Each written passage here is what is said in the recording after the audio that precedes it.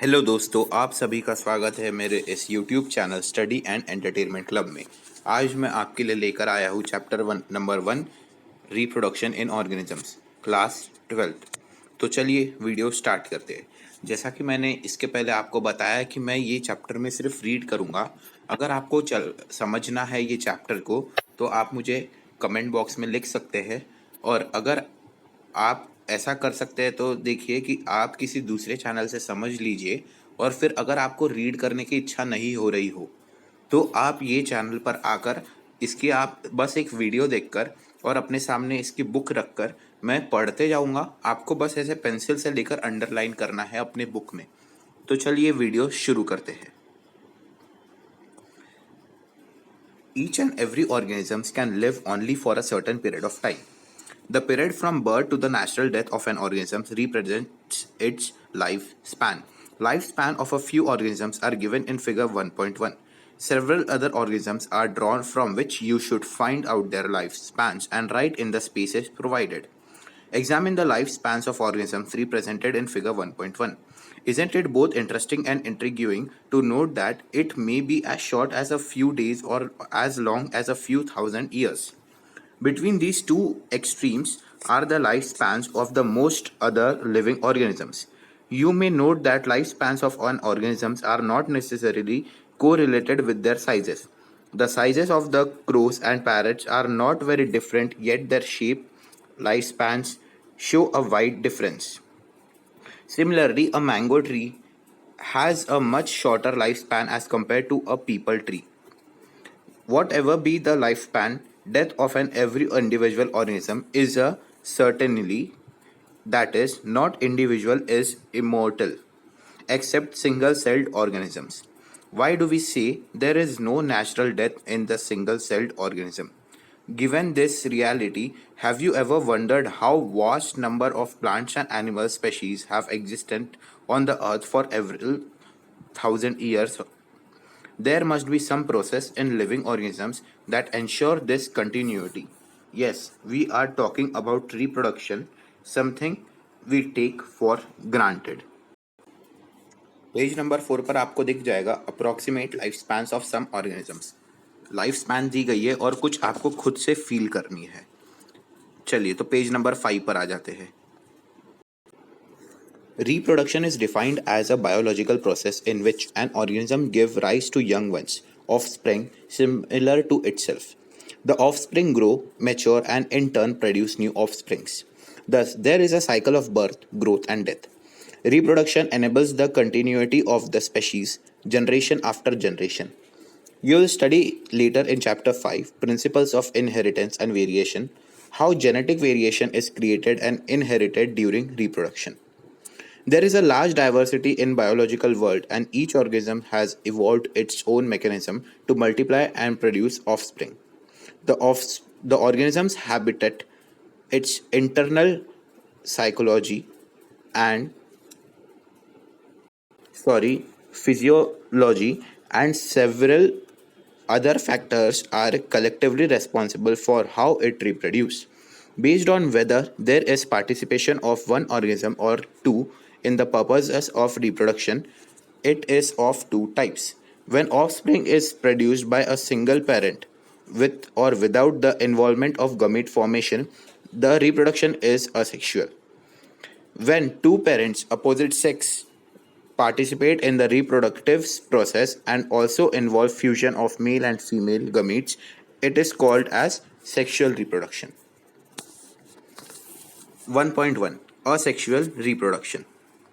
In this method, a single individual parent is capable of producing offspring. As a result, the offspring that are produced are not only identical to one another but are also exact copies of their parent. Are these offspring likely to be genetically identical or different? The term clone is used to describe such morpholo- morphologically and genetically similar individuals. Let us see how widespread asexual reproduction is among different groups of organisms. Asexual reproduction is common among single celled organisms and in plants and animals with relatively simple organizations. In protists and monerans, the organism or the parent cell divides by mitosis into two to give rise to new individuals. Thus, in this organism, cell division is itself a mode of reproduction. Page number 6. Figure 1.3. Asexual reproductive structures. Many single-celled organisms reproduce by binary fission, where a cell divides into two halves and each rapidly grows into an adult. Example, amoeba, paramecium. In yeast, the division is unequal and small buds are produced that remained attached initially to the parent cell, which eventually gets separated and mature into new yeast organism cells. Under unfavorable conditions, the amoeba withdraws its pseudopodia and secretes a three-layered hard covering or cyst around itself. This phenomena is termed as encyctation. When favorable conditions return, the encycted amoeba divides by multiple fission and produces many minute amoeba or pseudopodiospores. The cyst wall bursts out and the spores are liberated in the surrounding medium to grow up into many amoebae. This phenomena is known as sporulation. Page number 6. Figure 1.4.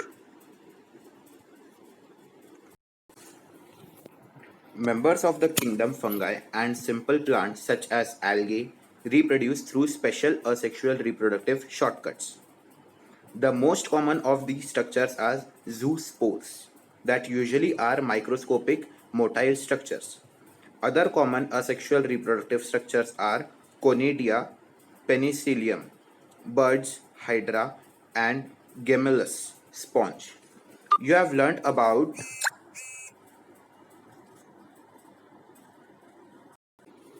vegetative reproduction in plants in class 11th. What do you think? Is vegetative reproduction also a type of asexual reproduction? Why do you say so? In the term clone, applicable to the offspring formed by vegetative reproduction, while in animals and other simple organisms, the term asexual is used unambiguously. In plants, the term vegetative reproduction is frequently used. In plants, the units of vegetative propagation such as runner, rhizome, sucker, tuber, offset, bulb are all capable of giving rise to new offspring. These structures are called vegetative propagules. Obviously, since the formation of the structures does not involve two parents, the process involved is asexual. In some organisms, if the body breaks into distinct species fragments, each fragment grows into an adult capable of producing offspring. Example, Hydra. This is also a mode of asexual reproduction called fragmentation. You must have heard about the scourge of the water bodies or about the terror of Bengal. This is nothing about the aquatic plant water hyacinth, which is one of the most invasive weeds found growing wherever there is standing water. It drains oxygen from the water, which leads to death of fishes. You will learn more about it in chapter 13 and 14. You may find it interesting to know that this plant was introduced in India because of its beautiful flowers and shape of leaves. Since it can propagate vegetatively at phenomenal rate and spread all over the water body in a short period of time, it is very difficult to get rid of them. Are you aware how plants like potato, sugarcane, banana, ginger, dahlia are cultivated? Have you seen small plants emerging from the buds called eyes of the potato tuber from the rhizomes of banana and ginger? When you carefully try to determine the site of origin of the new plantlets in the plants listed above, you'll notice that they invariably arise from the nodes present in the modified stems of these plants.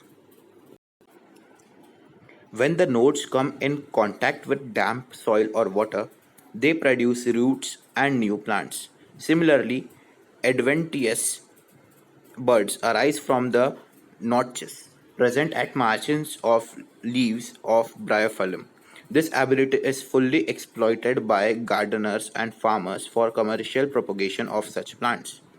It is interesting to note that asexual reproduction is the common method of reproduction in organisms that have a relatively simple organization like algae and fungi, and that they shift to sexual method of reproduction just before the onset of adverse conditions. Find out how sexual reproduction enables these organisms to survive during unfavorable conditions. Why is sexual reproduction favored under such conditions?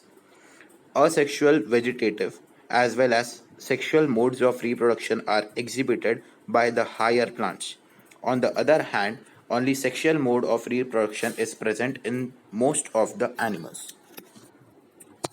तो चलिए आज की video यहीं पर stop करते हैं. हम इसका second topic that is sexual reproduction हम इसे नेक्स्ट वीडियो में कंटिन्यू करेंगे.